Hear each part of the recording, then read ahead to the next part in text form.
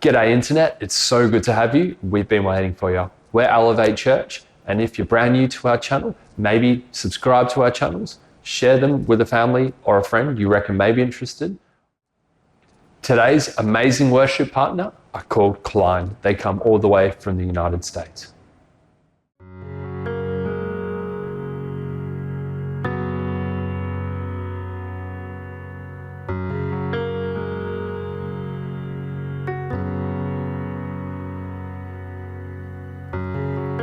You stood before the ages, you stand the test of time, the King of new creation, restoring hearts like mine.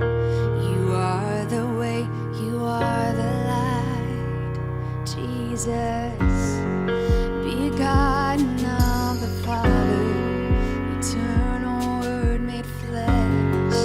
You walked among the sinners and conquered sin and death, crushed and pierced to give us life.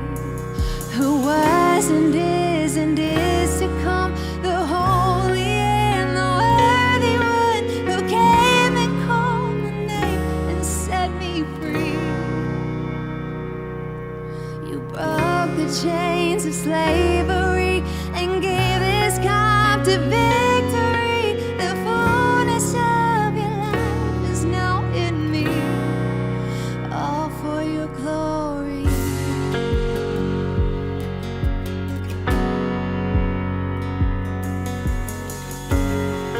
Condemned with all the guilty, though you had done no wrong, they found your grave empty when they rolled back the stone. And now our song ascends to you and you alone, who was and is to come, the holy and the worthy one, who came and called my name and set me free.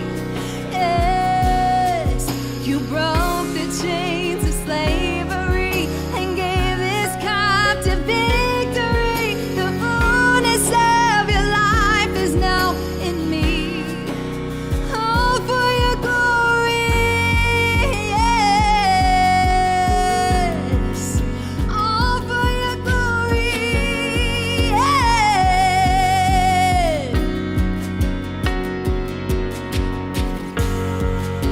We are your people. You are our God, delivered from evil. Yes, we are. Yes, we are. We are your people. You are our God, high and exalted. Yes, you are. Yes, you are.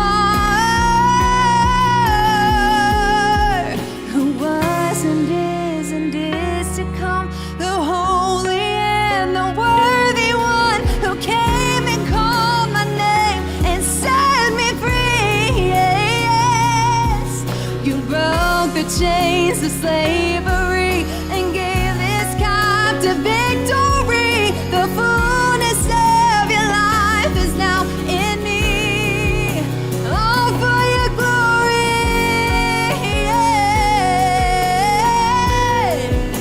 All for your glory.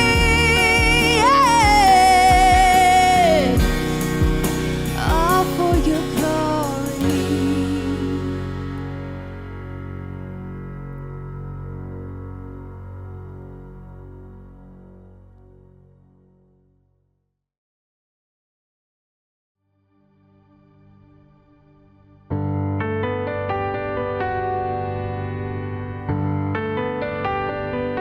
To all those struggling for just a breath, swallowed whole beneath depression's heaviness, you doubting that this awful ache is ever gonna end, you will sing again.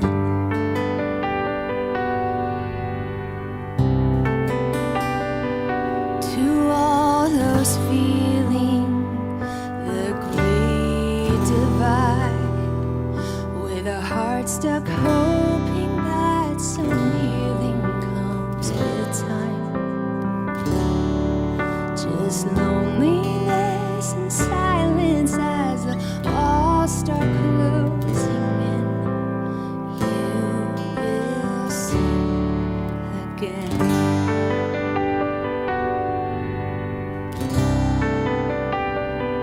To all those watching, dreams fade away. A world of brilliant colors slowly turns to gray. When all your joy and passions are just ashes in the wind, you will sing again.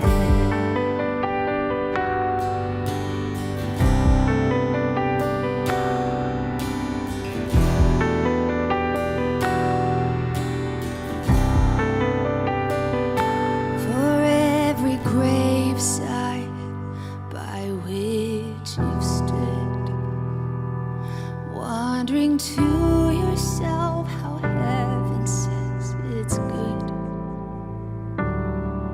with nothing but a dry well where your worship once had been, you will sing again. Yes, you will sing again.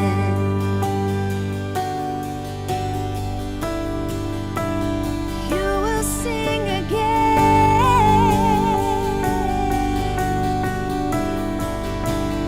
You will sing of goodness. You will sing of kindness. You will sing of faithfulness that held you to the end. You will sing of healing, of hope and restoration, and how the tender mercy of the Savior's met you. Every place you've been, you'll sing of goodness. You will sing of kindness. You will sing of faithfulness that held you to the end. You will sing of healing, of hope and restoration, and how the tender mercy of the Savior's met you. Every place you've been, I don't know how, and I can't tell you when. No, I don't know how, and I can't tell you when, but you will sing again.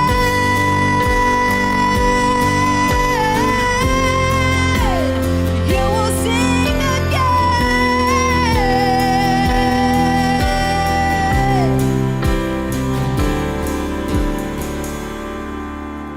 With nothing but a dry well where your worship once had been,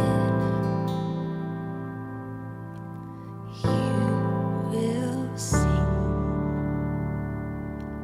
again.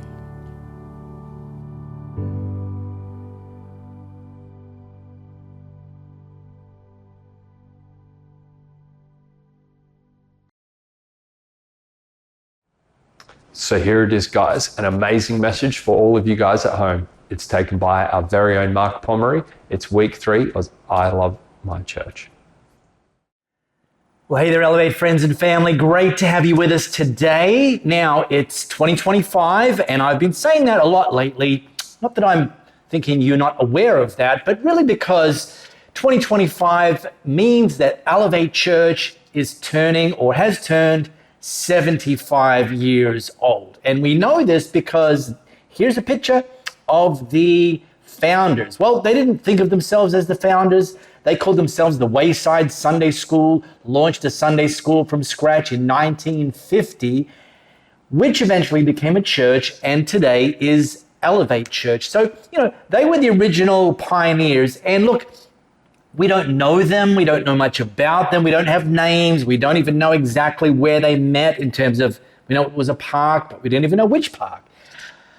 But I'm just like playing mind games. I'm wondering if they even like thought they were going to become a church. And then to think, well, did they expect if they became a church that that church would still be going 75 years later? I don't know. But what we do know and what we're being inspired by is they launched and created something from nothing, because that's what pioneers do. So we've launched this series called I Love My Church, and we're talking about 2025 in the context of pioneering, not from 75 years ago, although being very inspired by the Wayside people 75 years ago, but really saying now it's our turn. It's our turn to pioneer the next chapter. And here's the thing. God isn't calling us to just survive the next 75 years. He's calling us to thrive for the next 75 and maybe even 75 years plus. So that's the invitation. Become a pioneer. Don't be a settler. Now, the thing about pioneers and settlers, they have a different action plan. Like they would be known for different things, but preceding the things, the actions, actually, the difference between pioneers and settlers is very much here. It's very much a mindset. You know, pioneers are all about creating something new, whereas settlers are more about plug and play. It already exists, just come in and all the hard work's done. Pioneers, their mindset is, I want to be somebody who God uses to build something that previously didn't exist, whereas settlers move into something that's already being established. And pioneers, they think generationally, whereas settlers primarily ask the question, what's in it for me now? And look, here's something important to know, and that is that pioneering takes faith, because two things. Number one, there's no guarantee that what you're pioneering is ultimately going to work. And secondly, there's a faith that's like, I'm going to keep going, and you don't even know how long it's going to take. That's the adventure, and I love it. And I'm a pioneer, and we're all in pioneering, and we're inviting you to join us to go all in 2025, pioneering the next chapter. Now, many of you and many of our Elevate people are already all in as pioneers, in particular our team members. And I'll just give you a couple of examples because, look, there's too many to mention. But this time last year, I approached one of our people and just pitched to them. I knew they were, super smart, bit tech savvy, and so I invited them to join our media team. Now, they're a FIFO worker, a fly-in, fly-out worker, which is very common here in Perth. Means that they're only here every second weekend, and the other weekend they're away doing their job, their FIFO job. So I said, look, if you want to join our media team, that'd be great. There's an opportunity there. And look, I said to them, obviously I'm not, I know you're only here every second week. I'm not going to schedule you every second week. And they said, no. Please schedule me every second week. And literally a year later, apart from going on a couple of family vacations, they have been showing up prepared, in the seat, with energy, with passion, every second week for 12 months. That's about pioneers. And we've got a list of people who are pioneers, who are just all in about pioneering the next chapter of Elevate Church. This online experience has been edited by one such team member, and the list goes on. And then there's people not just giving of their time, there's people giving of their finances. A growing number of Elevate people that is saying, I want to, to God, I want to take a part of the financial, income that you've blessed me with, and I want to use that and give that and invest that into the mission of my church so that we can reach people and build people and pioneer the next chapter. It's brilliant. And look, I can tell you this, full disclosure, Louisa, my wife, and I, we are 100% leading by example. We're not the heroes, we're one of the heroes, but I'm just saying, we're not on the sidelines. We're not settlers. We're all in, pioneering this next chapter. And so the invitation is for you, if you're not already, to join us, to join our team members, to join our givers in going all in to pioneer the next chapter of Elevate Church.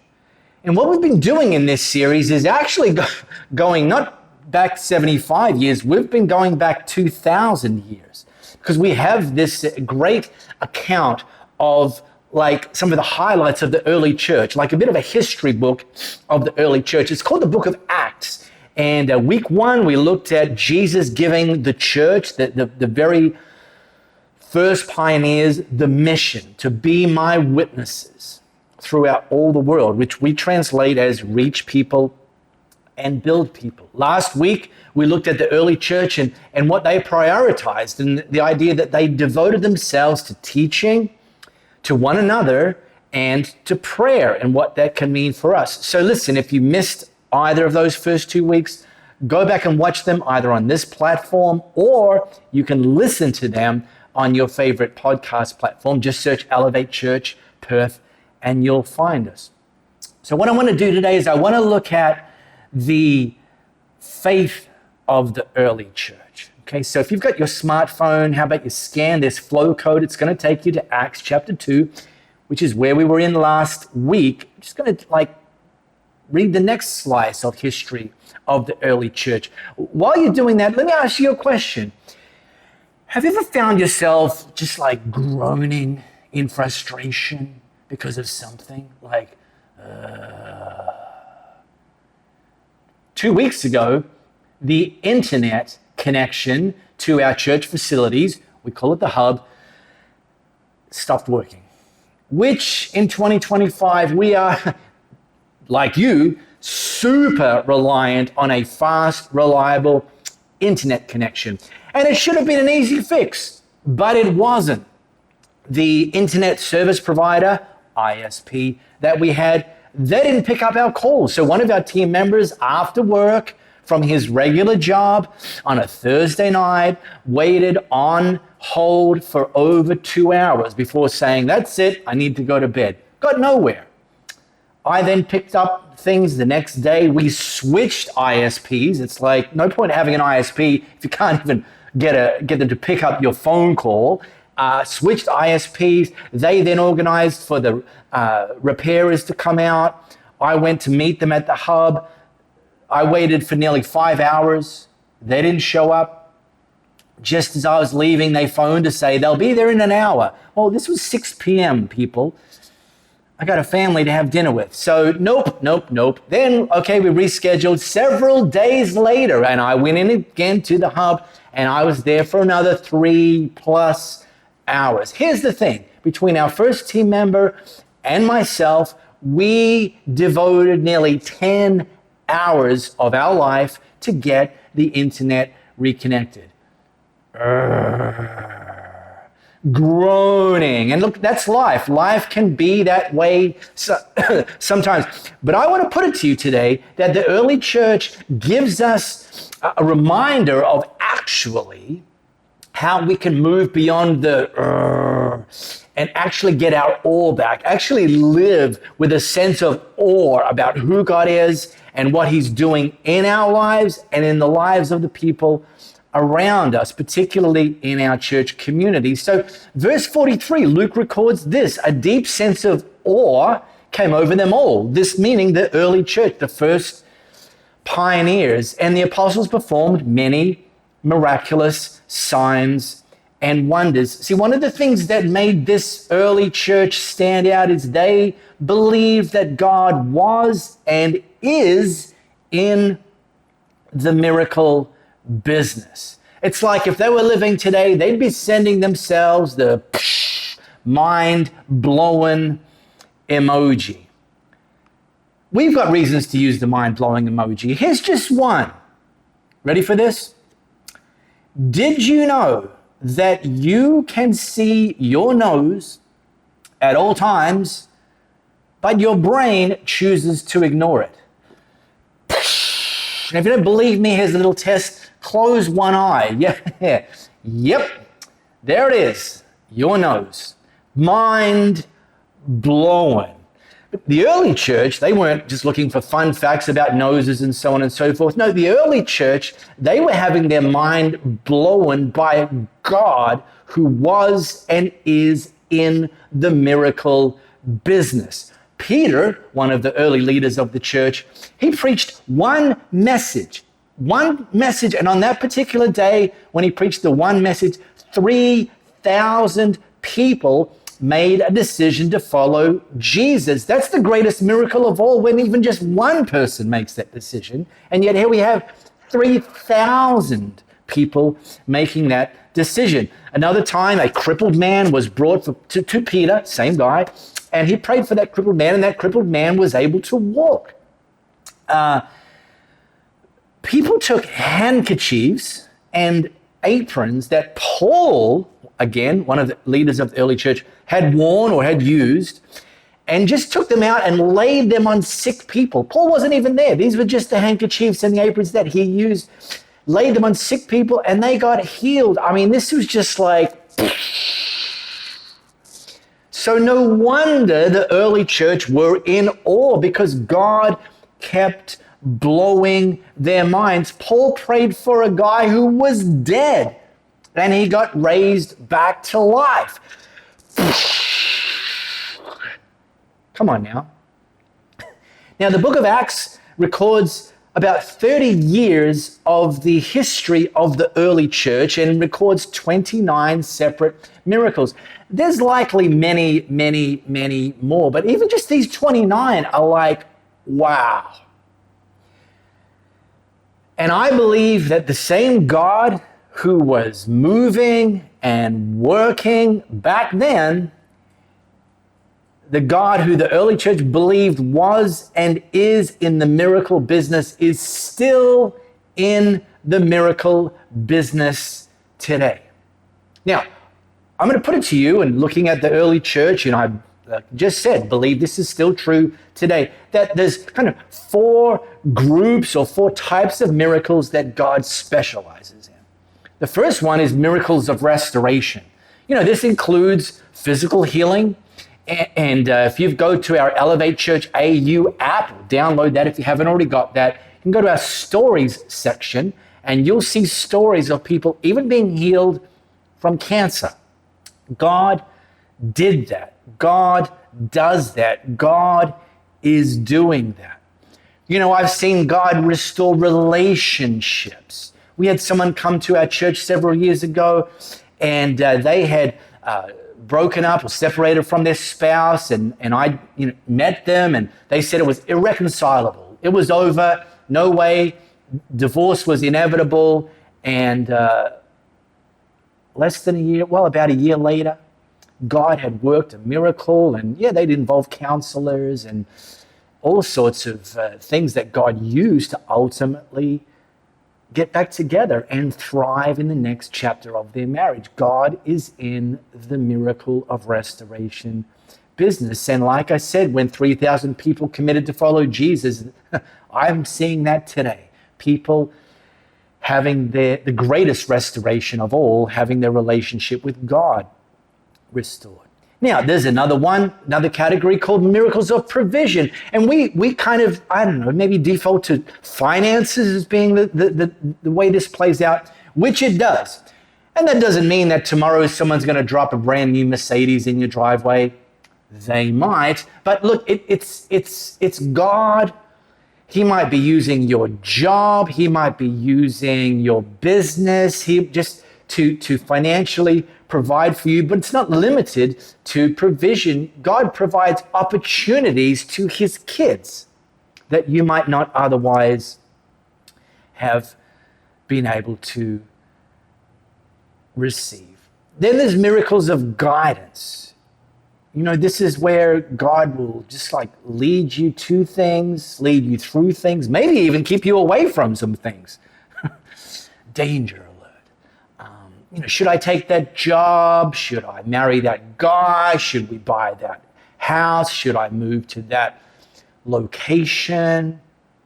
And God communicates and guides us through His Word, through His Spirit, and in the context of this series, He actually guides us through His church, through wise people that He's put around us, people that will pray for us, people that will give us some good, godly perspectives. Which, one of the saddest things that I've seen when it comes to miracles of guidance and God wanting to use His people is we live in an increasingly individualistic society, and I've seen that creep into the church, where people are just making decisions, important decisions, without consulting anyone. And they'll they'll announce the decision they've already made. And if it's a big decision, I'll ask them, who did you bounce this around with? And these days, the majority of the time, I just get a glazed response like, huh? What do you mean? It's like, so God guides us through His Word, His Spirit, and His church, and then miracles of freedom. Freedom from our past, freedom from small thinking, freedom from old patterns, freedom from things that have held us back. These are miracles that God did, God does, and God wants to do. Now, there is a lane of church in the church world, people that run in a particular lane, and they believe that these miracles that we read about in the book of Acts actually stopped with the early church. Like as soon as you finish reading the book of Acts, that's it. No more miracles. And I'm not here to pick a fight with them or anyone else, but I want to go on record as just to say that I don't run in that lane. And I don't run in that lane because I continue to see God do miracles in this day, 2025, and I believe that God wants to continue to do more and more miracles into the future. So part of us pioneering the next chapter of Elevate Church is to lean into and have faith in the God who is in the miracle business and be in awe of that. Then Luke records that all the believers met together in one place and shared everything they had. They sold their property and possessions and shared the money with those in need. They worshiped together at the temple each day, met in homes for the Lord's Supper, and shared their meals with great joy and generosity, all while praising God and enjoying the goodwill of all people.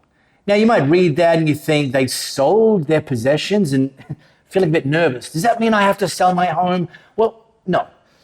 Take a breath. Because first of all, it doesn't say they sold all their possessions. It's just this idea that they lived open-handed and that if someone needed something, one of the ways they ensured that person got what they needed was they were even willing to sell something they owned to free up some resources to then be generous with somebody else. I mean, this idea of like selling everything and like moving to the hills in like a commune, well, that just sounds like a Netflix documentary waiting to happen. But you will see in the early church that generosity and joy are connected. This idea that as we commit to be someone else's miracle, to be used by God to provide for someone else, that we in turn grow and experience more joy in our lives. If you want to experience more joy, be more generous. And I'll just finish with this. There's 3 areas. It's pretty standard, but I'm going to say it anyway. 3 areas that we can be and, in fact, grow in generosity as we pioneer the next chapter. The first one is our time. And here's the thing. There was a time, no pun intended, when like the hardest thing for some people to give was money, like because it was a scarce resource. I think these days, in many cases, the hardest thing to give his time. And so this idea of intentionally carving out and prioritizing some of our time in the service of others is like an even bigger statement, even bigger gesture than giving money, although I'll come to the money piece. So giving time, giving talents, God's blessed us, blessed you, wired you, equipped you, gifted you with some talents, and he calls us, particularly as we're pioneering the next chapter, to take them and use them to be someone else's miracle. And then thirdly, yes, is treasure. This idea that God calls us and invites us to take a percentage of the financial resources he's blessed us with to be a miracle in the lives of someone else, to ensure his church is well resourced financially so that we can do the things that God's calling us. We can be more effective in the mission that God's given us. And here's like the thing. One of the reasons this brings great joy is when you and I commit ourselves to be someone else's miracle. When they experience the miracle, that part of their story becomes a part of your story and my story as well.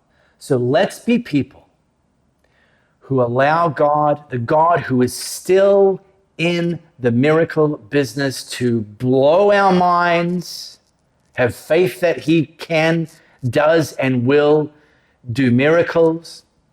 And secondly, live with open hands and open hearts and a priority for other people, that God would use you and use me to be a miracle in the lives of other people.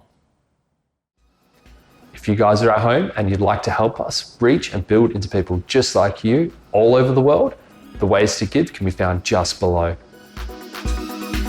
Hey guys, if you've been enjoying our content from home, how about taking the next step and having a watch party? Until then guys, have a great week and we can't wait to see you next time.